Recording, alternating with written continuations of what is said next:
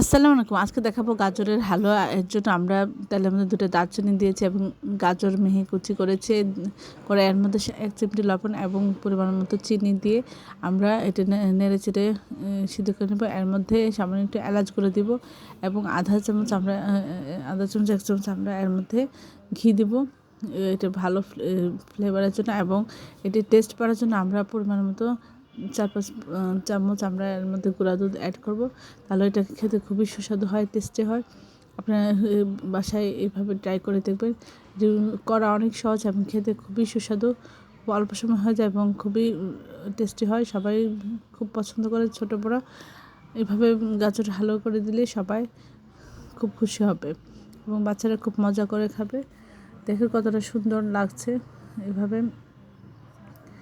খুব সহজে একটু বাদাম দিয়ে বা কিশমিশ দিয়ে আমরা এটা সার্ভ করতে পারি। এটি অনেক লোভনীয় লাগছে এবং খেতে সবার খুব আগ্রহ বাড়বে। এই ধরনের সুন্দর সুন্দর ভিডিওগুলি পাওয়ার জন্য আমার চ্যানেলটি লাইক, কমেন্ট, শেয়ার দেবেন, সাবস্ক্রাইব করবেন।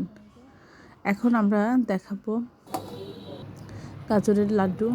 এর জন্য আমরা গাজর মিহি কুচি করে নিয়েছি আর পরিমাণ মতো কিছুটা দুধ দিয়ে আমরা এর মধ্যে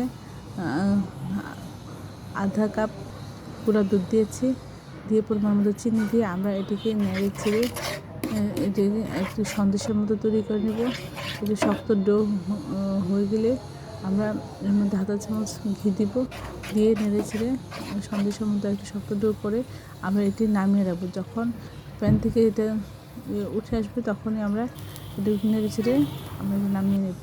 তারপরে মিহি কুচি করে রাখা গাজর, এর মধ্যে একটা তেজপাতা, সামান্য একটু দারচিনি গুঁড়া এবং এর মধ্যে আধা চামচ কর্নফ্লাওয়ার, আধা চামচ হচ্ছে গুঁড়া দুধ আর এর মধ্যে আধা চামচ 1 চামচ ঘি দিব, দিয়ে আমরা এটা নেড়ে চেড়ে করবো। আর এর মধ্যে যে গুঁড়া দুধ দিয়ে যে সন্দেশ করেছি সেটা ছোটো ছোটো বল করে রাখবো। যতটা বল করবো অতটা শেপে আমরা গাজরের হালুয়াটা দিয়ে লাড্ডু তৈরি করবো।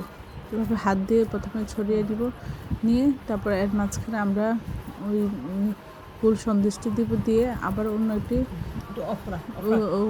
আবার গাজরের নিয়ে আমরা এটাকে চেপে চেপে কিছু দেখা যাচ্ছে মুড়িয়ে দিব এবং এটি চেপে চেপে এটি লাড্ডুর শেপে আমরা তৈরি করে নেব।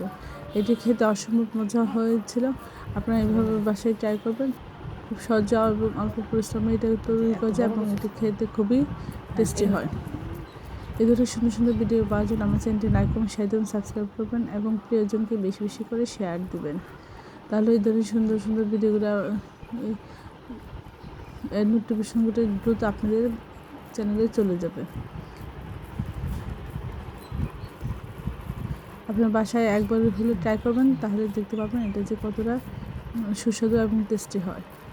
এটি দেখতে যতটা সুন্দর, খেতে ততটা মজা এবং খুব সহজেই তৈরি করা যায়, অল্প উপকরণে এবং খুব দ্রুত।